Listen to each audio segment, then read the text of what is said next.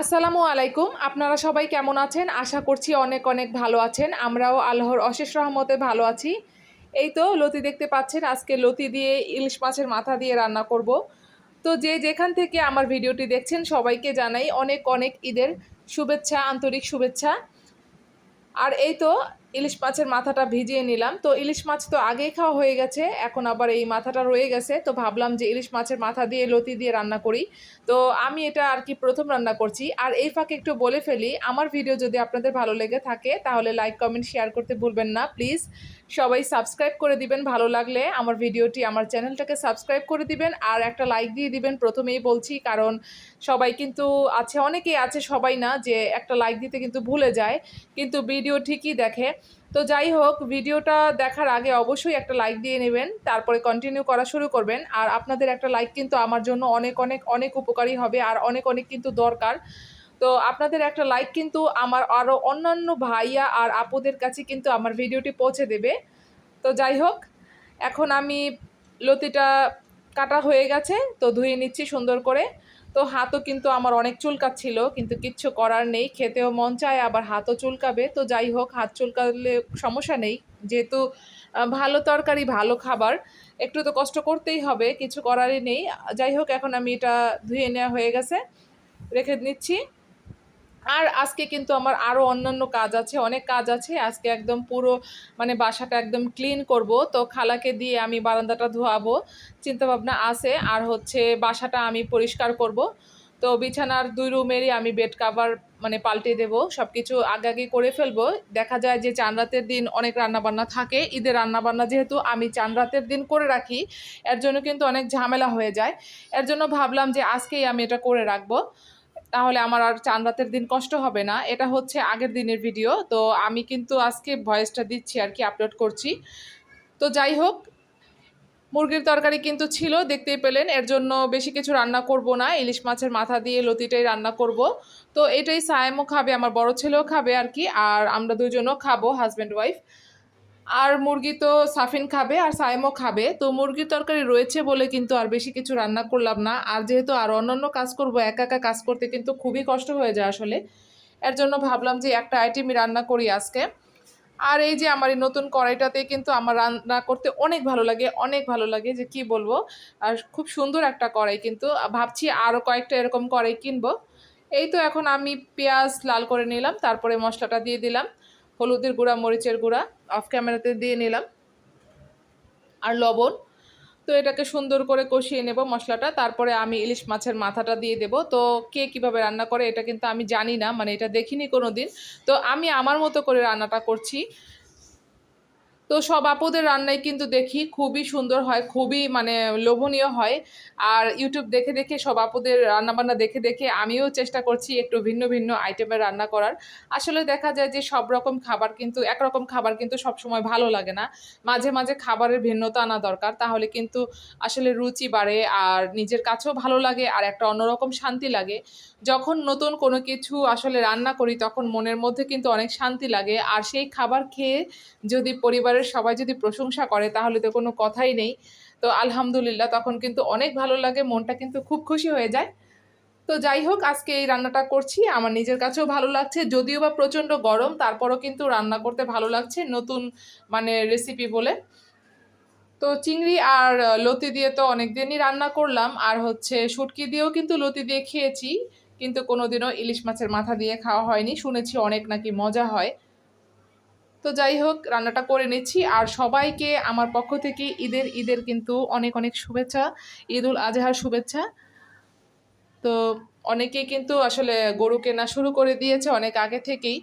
আর এখানে দেখাও যাচ্ছে আমার বারান্দা দিয়ে অনেকেই গরু কিনেছে, তো ভালোই লাগছে। সবার ঈদটা আসলে সুন্দর কাটুক এই কামনাই করি। আর সবার এই কোরবানি দেওয়াটা আল্লাহ তাআলা কবুল করুক। তো আল্লাহর কাছে এই দোয়াই করি, সবাই একটা মনে আশা নিয়ে কিন্তু কোরবানি দেয় আল্লাহর নামে।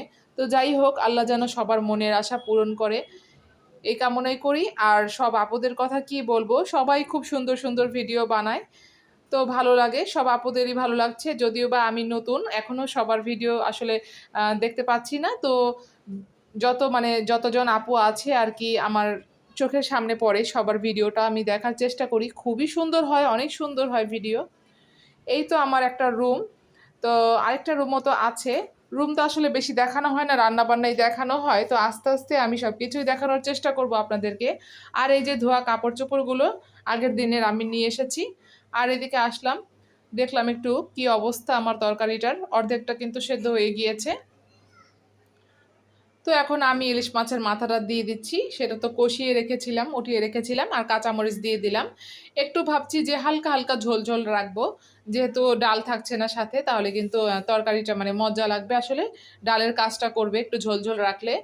আর দেখা যায় যে ঝোল ঝোল রেখে আজকে খেলাম, আরেকদিন আবার একটু শুকনা শুকনা করে চেষ্টা করব, মানে রাখার চেষ্টা করব, দুই রকমই খাবো ইনশাল্লাহ।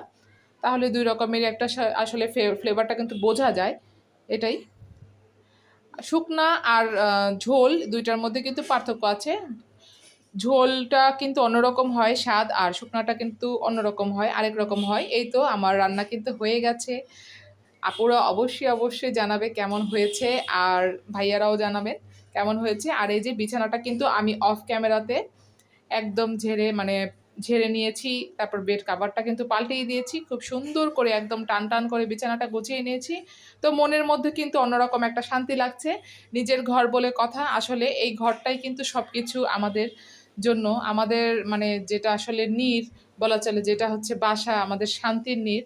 তো নিজের ঘর বাড়ি নিজের হাতে গোছালেও কিন্তু আসলে মন ভরে যায়, মনে কিন্তু শান্তি লাগে। আর যে কোনো কাজই দেখা যায় যে নিজের হাতে না করলে হয় না, অন্য কাউকে দিয়ে করালে কিন্তু আসলে নিজের মতো হয় না। তো যাই হোক, অনেক ধুলা পড়েছে, আজকে একদম ডিপ অ্যান্ড ক্লিন করে ফেলবো।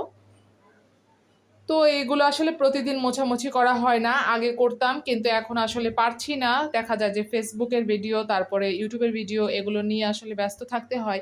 তারপরে মানে ঘরের অনেক কাজ আছে, ঘরের তো কাজের কোনো শেষ নেই, তোমরা আপনারা সবাই তো জানেন। তো যাই হোক, তুমি করে বলে ফেলেছিলাম, আসলে অনেকে অনেক কিছু আসলে মনে করতে পারে। তো আমার ভিডিওতে আসলে ভুল ত্রুটি হলে কিন্তু আপনারা অবশ্যই ক্ষমা সুন্দর দৃষ্টিতে দেখবেন। আর এই যে সুন্দর করে গুছিয়ে নিচ্ছি, আর এই আইসকুল পাউডারটা কিন্তু আমি আসলে লাগাই, আমার কাছে খুবই ভালো লাগে, একদম গরমের মধ্যে কিন্তু আইসকুল পাউডারটা খুবই ভালো, একদম ঠান্ডা ঠান্ডা লাগে। কিন্তু বাচ্চাদেরকে দেই না, বাচ্চাদেরকে ওই যে রিভাইভ যে পাউডারটা আছে সেটাই দেই। আর এদিকে এই যে জুতার র্যাকের উপর মানে চলে আসলাম, এখানে জুতার র্যাকের উপরটা গুছিয়ে নিচ্ছি। জুতার এই যে কী বলে এটাকে, ক্যাবিনেট নাকি, আচ্ছা যাই হোক, আমি এতটা বলতে পারছি না। এখানে যে গুছিয়ে নিলাম, প্রচণ্ড ঘেমে গেছি আমি, একদম এগুলো করতে করতে আমার অবস্থা কিন্তু একদম শেষ হয়ে গেছে, একদম কাহিল হয়ে গিয়েছি। কি বলবো, আমার ভাত খেতে খেতে যে কয়টা বেজে গেছে আমি নিজেও জানি না।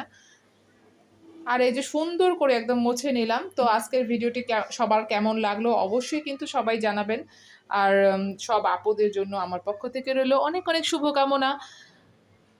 আর নতুন নতুন আপুরাও কিন্তু সুন্দর করে কিন্তু ভিডিও বানাচ্ছে, খুবই ভালো লাগছে আমার, তো আমিও উৎসাহ পাচ্ছি সবার ভিডিও দেখে।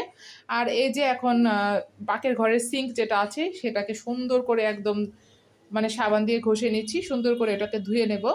তো কাজ কিন্তু কম না, ঈদ এসেছে বলে কিন্তু কাজ অনেক বেশি মনে হচ্ছে, যে আরও মনে হচ্ছে যে কাজ বেশি হয়ে গেছে। যতই ঈদ সামনে আসছে ততই মনে হচ্ছে কাজ বেশি হয়ে গিয়েছে। এই হলো অবস্থা। আর এই যে রুমটা একদম ফাইনালি দেখিয়ে দিলাম আপনাদেরকে, একদম পরিষ্কার হয়ে গেছে। আর রুমটা কিন্তু অনেক ঠান্ডা লাগছিল পরিষ্কারের কারণে হয়তোবা। তো যাই হোক, মনের শান্তিটাই হচ্ছে বড় শান্তি। আজকের ভিডিওটি এই পর্যন্তই থাকলো, সবাই ভালো থাকবেন, সুস্থ থাকবেন, আল্লাহ হাফেজ।